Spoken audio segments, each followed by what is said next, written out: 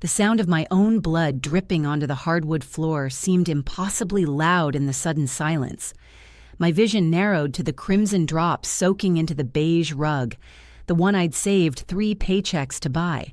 My mother's handprint burned on my cheek, while my father's fingers still dug into my arm, pinning me against the bookshelf where my head had struck the corner.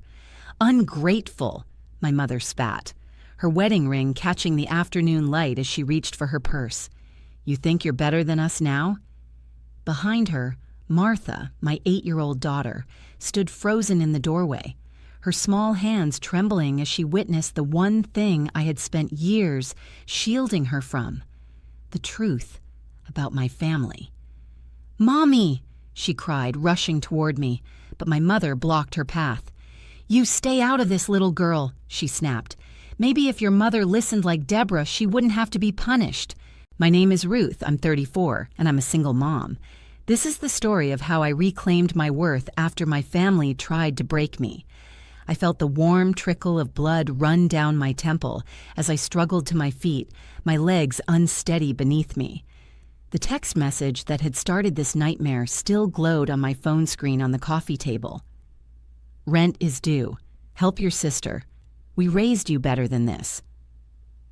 2 hours after I ignored that message, they had shown up at my duplex unannounced. My mother didn't knock. She banged on the door like a debt collector.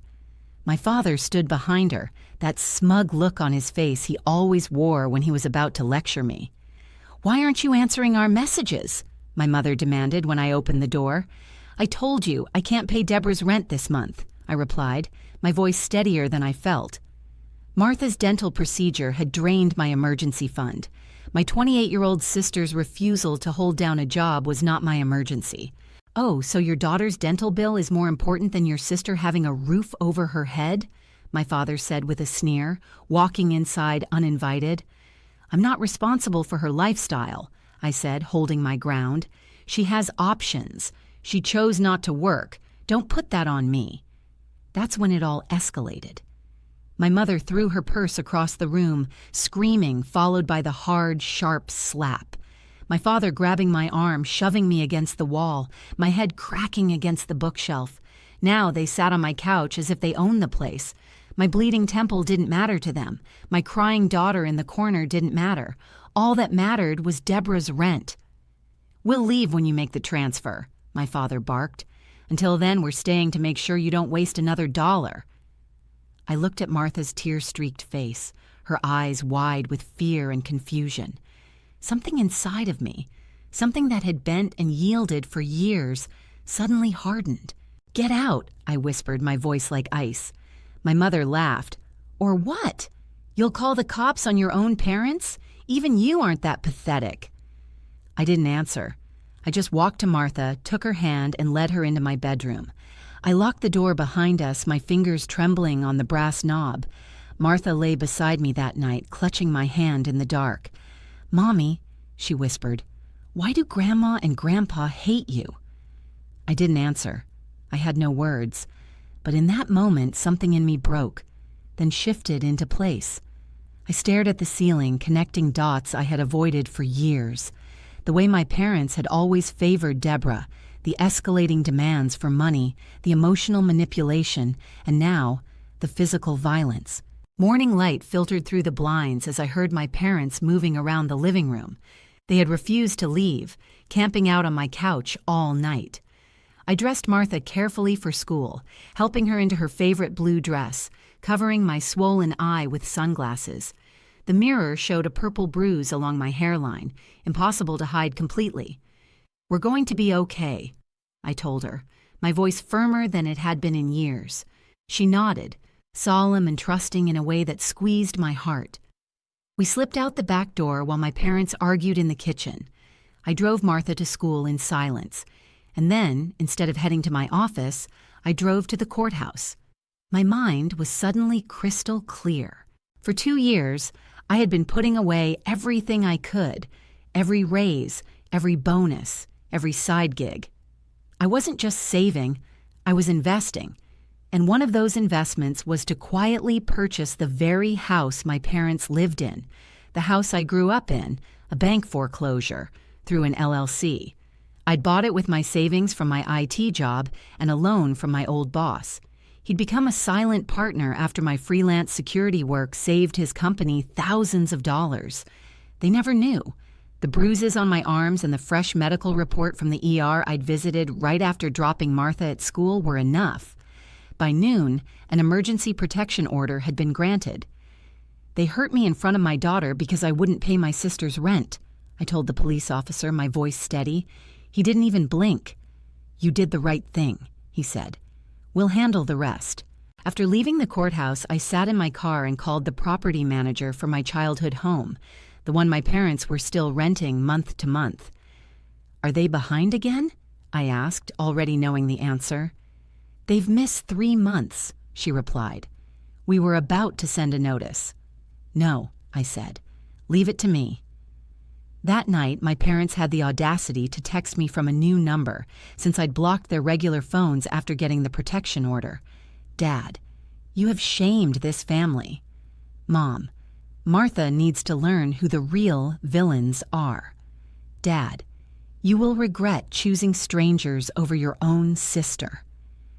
The blue light of the phone illuminated my face in the darkness of my bedroom as I read their messages. My fingers hovered over the screen. Then I set the phone down without replying. I blocked that number too. They didn't know I had already sent a 30-day eviction notice via certified mail. They didn't know what was coming next. But Deborah did. A week later, I ran into her at the supermarket. She glared at me as if I were dirt, her cart filled with expensive hair products while mine held budget pasta and vegetables on sale. "Still playing the victim," she sneered, tossing another luxury item into her cart. "I'm not playing anything," I said calmly. "You're about to watch the stage crumble from under your spotlight." She blinked in confusion. "What are you talking about?" I didn't answer. Some people only learn by falling. The eviction notice arrived at my parents' house the next morning. My mother called me, screaming, from another new number. "How could you do this to us?" I answered without emotion. "The same way you could hit your daughter in front of her daughter. Easily." "Where are we supposed to go?" she cried, her voice breaking in a way that once would have made me cave instantly. "That's your problem," I said. "But if you need help, maybe Deborah can pay your rent." There was silence on the other end, then a click. For the first time in my life, I didn't feel guilty. I felt free. The weight of their expectations, their demands, their disappointment, it all lifted in that moment of standing my ground. The following week was chaos. My parents tried to contact relatives, painting me as cruel, ungrateful, mentally unstable. I stayed quiet. I didn't need to defend myself. The protection order spoke volumes, and the people who knew me, really knew me, understood. Instead, I picked Martha up from school with a calm heart and told her, "We're moving." Her eyes lit up. "Really? Where to?" "To a place that's truly ours." I closed on a small house a few streets away, using the money I'd been saving. I also used a portion of what I'd earned from my rental property. It was nothing fancy, but it had a fenced yard, Martha's favorite lavender bushes out front, and peace. Real peace. Meanwhile, my parents were scrambling to find a place to live with Deborah, who, according to my cousin Virginia, who still kept in touch with them, was suddenly too busy to help. It was poetic. I didn't feel vengeful. I felt healed. But there was still one final confrontation to come, one that had to happen face to face. Exactly 30 days from the date of the eviction notice, I stood across the street from the house I once called home. The property manager had confirmed they had to be out by noon, and I wanted to ensure they complied with the eviction order. The front lawn was littered with trash bags, half-broken furniture, and the patio swing my mother had been so proud of, now rusted at the base. My father was pacing like a caged animal. Deborah was nowhere in sight. According to Virginia, she'd flown to Miami to clear her head. I crossed the street slowly, Martha's hand in mine, her small fingers tightening their grip as we got closer.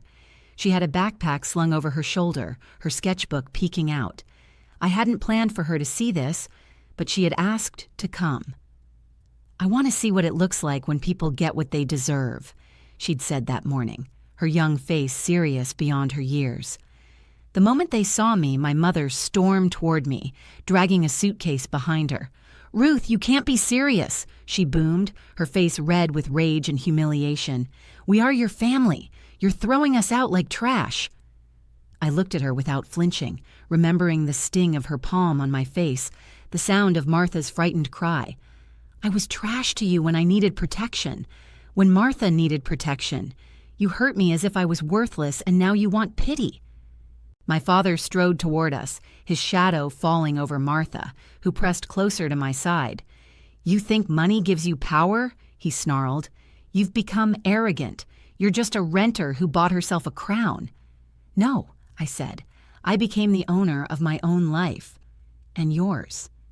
He reached to grab my arm, but this time I didn't freeze, didn't flinch. "Touch me again," I said, my voice sharp, "and the police will be here faster than your next lie." He stopped. Something in his eyes shifted. Maybe for the first time, he understood he couldn't scare me anymore.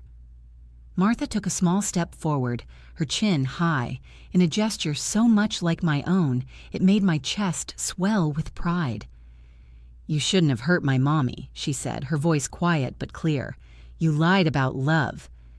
My mother's lip trembled, but she didn't apologize. She never did. "You'll regret this," she hissed, clutching her purse as if it held the last of her dignity. "No," I said. "I regret letting you stay for so long." They stood there, two people with no control left, their pride strewn across the driveway like the belongings they hadn't even bothered to pack properly. They had always held power over me through guilt and silence and fear. But today, the tables had turned, and it felt like taking a full breath for the very first time. "Let's go," I said to Martha. We walked to the car without looking back. The weight of their glares on my shoulders felt different now, powerless instead of crushing. Later that afternoon, we sat across from each other at the new kitchen table in our little house, sipping tea. Chamomile for her, green for me. The lavender bushes outside caught the golden afternoon light, swaying as if they had been waiting for us. "Do you feel better now?" Martha asked, her legs dangling from her chair. I thought for a moment. "I feel clean," I said, as if something heavy had been washed away. She nodded as if she understood. I had started therapy. Martha had started painting. We were slowly rebuilding not just a home, but a self-worth that had been stolen, chipped away, and mocked. A few weeks later, I got a text from Virginia. She was still in touch with both sides of the family and told me my parents were now staying in a one-room apartment above a closed nail salon. Deborah had ghosted them completely, leaving only an angry voicemail and an empty mobile banking account. No one was rushing to rescue them. They had burned every bridge. I never replied to Virginia. Instead, I posted a picture of Martha holding her latest painting, a small house with 2 stick figures and a smiling sun above it. The caption read, "We don't live in fear anymore." That day, I made the decision to cut all ties with my parents and Deborah for good. The protection order was extended indefinitely, and I told Virginia I no longer wanted updates about them. That chapter of our lives was closed, forever. Before you go, here's a quick bonus for sticking around to the end. If you enjoy stories of personal growth and transformation, check out my recommended selection of audiobooks. There are so many inspiring titles that can help you on your own journey of healing and self-discovery.